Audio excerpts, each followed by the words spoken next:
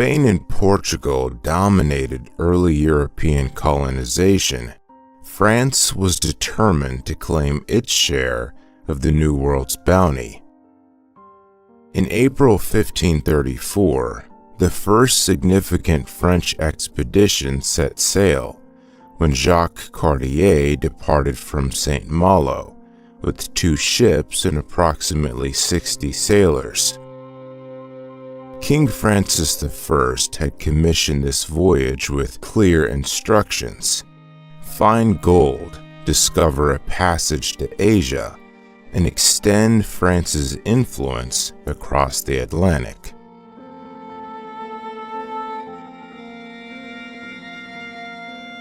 Upon reaching the Gulf of St. Lawrence, Cartier encountered more than just new lands. At Gaspé Bay, he made contact with over 300 indigenous people from Stadacona, modern-day Quebec, initiating what would become a distinctive approach to Native American relations. Unlike their European rivals, who often arrived with overwhelming military force, the French frequently operated with smaller contingents, necessitating more diplomatic engagement with indigenous populations.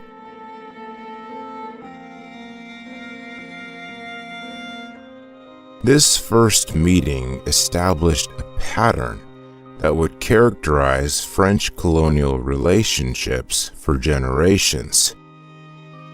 When Cartier returned to France, he brought 2 sons of Chief Donnacona with him, not as captives in chains, but as honored guests who would learn French and serve as interpreters on future voyages. This practice of cultural exchange, while still deeply problematic by modern standards, contrasted sharply with the more immediately aggressive approaches of Spanish conquistadors.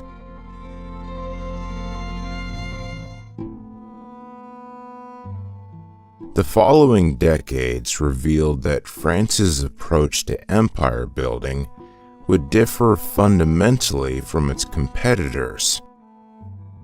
While Spanish colonization focused on extracting precious metals through conquest and forced labor, French interests in North America gradually centered on the fur trade. Beaver pelts, in particular, became extraordinarily valuable commodities in European markets, where they were fashioned into fashionable hats and garments for the elite.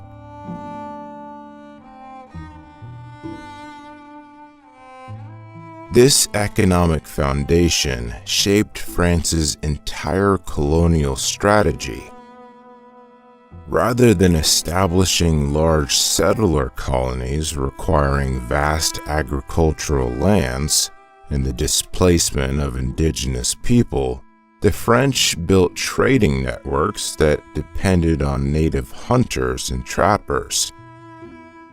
Independent French traders, known as coureurs de bois, ventured deep into the continent's interior, often adopting indigenous ways of life and forming alliances through marriage, which eventually gave rise to the distinct Métis culture.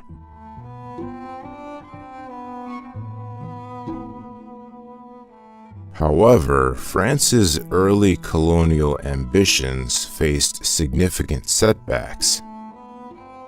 A Huguenot attempt to establish Fort Caroline in Florida in 1562 ended disastrously when Spanish forces massacred nearly all the colonists, asserting Spain's claim to the region. More devastatingly, religious wars consumed France itself throughout the latter half of the 16th century, draining resources and attention that might otherwise have supported colonial expansion.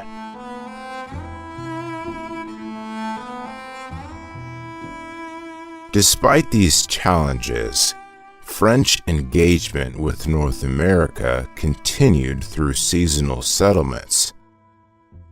Fishing fleets from Normandy and Brittany established temporary bases in Newfoundland to process their catches, while traders maintained small outposts along the St. Lawrence. These modest beginnings hardly suggested the vast empire France would eventually build, but they secured crucial footholds on the continent.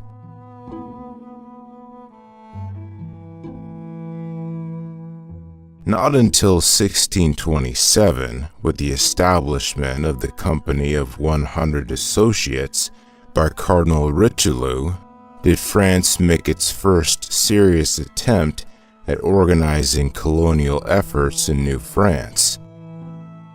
Even then, the company struggled financially from the start, highlighting the challenges of maintaining colonies across such vast distances.